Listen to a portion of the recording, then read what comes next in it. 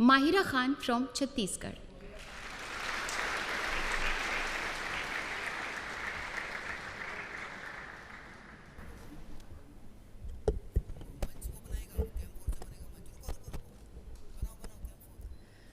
जब जब दहला विश्व हमारा, जब जब दहला विश्व हमारा, और जब जब बेमकसद खून बहा, चीन रूस जापान सभी ने भारत को एक दूत कहा, भारत को एक दूत कहा. My warm greetings to dignitaries. I am Mahira Khan from Chhattisgarh, and I am here to speak on the topic of peace building and reconciliation, ushering in the era of no war. Taking pride in India's history is one of the parch prans given by the Prime Minister in the age of Amrit Kal.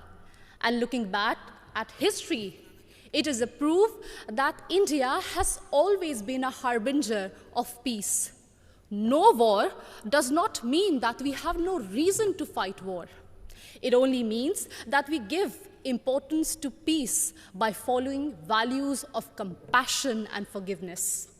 It was the value of compassion that even after winning the war in Kalinga, Samrat Ashok decided to never wage a war and spend his entire life to preach the message of peace to countries as far as Greece. It was the value of forgiveness that even after the British sent our soldiers to world wars and our farmers to famines, Mahatma Gandhi still chose ahimsa and satyagraha for independence. Taking inspiration from India, Nelson Mandela also chose to forgive the apartheid regime in South Africa. My dear audience, like this year's theme, India for the World, India not only preaches but also practices Vasudhaiva Kutumbakam.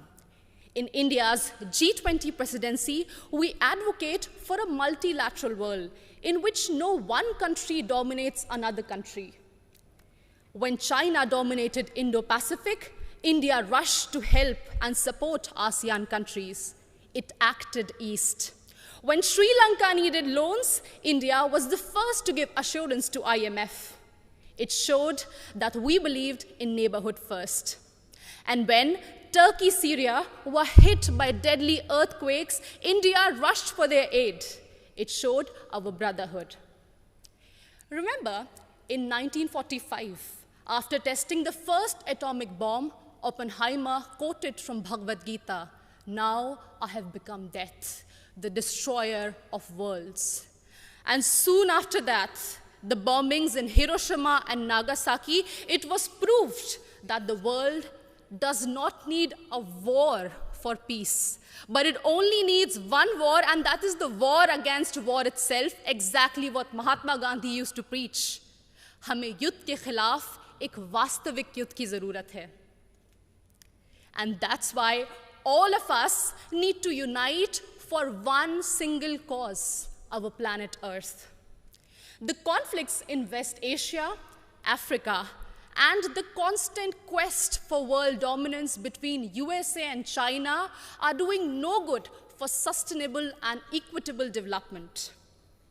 And this is worse even in the post-COVID era, something which we cannot afford. And in this circumstance, the world looks at India to find peaceful negotiation and conciliation in the midst of Russian-Ukraine war.